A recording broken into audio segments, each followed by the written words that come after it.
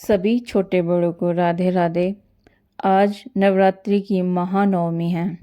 शारदीय नवरात्रि के 9 दिनों में आखिरी या 9वां दिन माँ दुर्गा की 9वीं शक्ति माँ सिद्धिदात्री की पूजा होती है।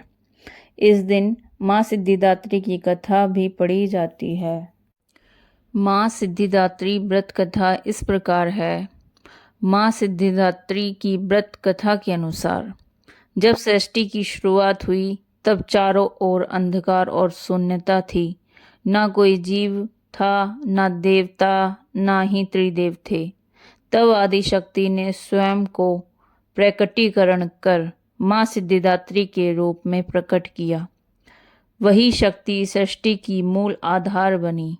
उन्होंने ही ब्रह्मा, विष्णु और शिव की रचना की और उन्हें सृष्टि, पालन और संहार के कार्य सौंपे।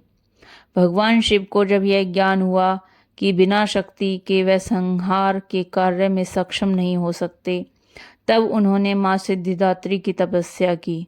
माँ ने प्रसन्न होकर उन्हें 8 महाशक्तियाँ और सिद्धियाँ प्रदान की। अणिमा, महिमा, गरिमा, लघिमा, प्राप्ति, प्राकाम्य, ईशित्व और वशित्व। माँ की कृपा से शिव ने अर्धनारीश्वर रूप धारण किया, जो यह दर्शाता है कि शक्ति और शिव एक दूसरे के बिना अधूरे हैं। माँ सिद्धिदात्री की कृपा से ही त्रिदेवों को अपने अपने कर्तव्यों के लिए पूर्ण ज्ञान और सामर्थ्य मिला। आज भी जो भक्त श्रद्धा से नवमी के दिन उनका व्रत रखते हैं, कथा सुनते हैं और पूजा करते हैं, उन्हें जीवन में सफलता, सिद्धि, ज्ञान और मोक्ष की प्राप्ति होती है। माँ सिद्धिदात्री की व्रत कथा पढ़ने का महत्व क्या होता है? नवरात्रि के 9वें दिन जब भक्त माँ सिद्धिदात्री का पूजन करते हैं, तब उनकी कथा का श्रवण या पाठ करना केवल एक धार्मिक परंपरा नहीं, बल्कि आत्मिक उन्नति का साधन होता है। इस कथा में माँ के उस स्वरूप का वर्णन है जिन्होंने सृष्टि के प्रारंभ में त्रिदेवों को शक्ति और सिद्धियां प्रदान की। कथा पढ़ने से मनुष्य को यह ज्ञान प्राप्त होता है कि शक्ति के बिना कोई भी कार्य संभव नहीं है। यहाँ तक कि देवों का भी कार्य संभव नहीं है। जब भगवान शिव ने भी माँ की तपस्या कर उन्हें 8 सिद्धियाँ प्राप्त की, तो यह मनुष्य तो विनम्रता और साधना का मार्ग दिखाता है।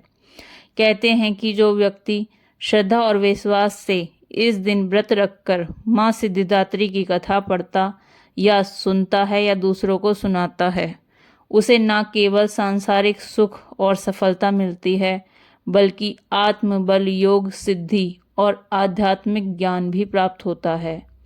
यह कथा पढ़ना माँ को प्रसन्न करने का श्रेष्ठ उपाय माना जाता है, जिससे वह अपने भक्तों को भय, वांधा और अज्ञान से मुक्त कराती हैं और जीवन में सिद्धि, संतुलन और मोक्ष की ओर मार्गदर्शन करती हैं।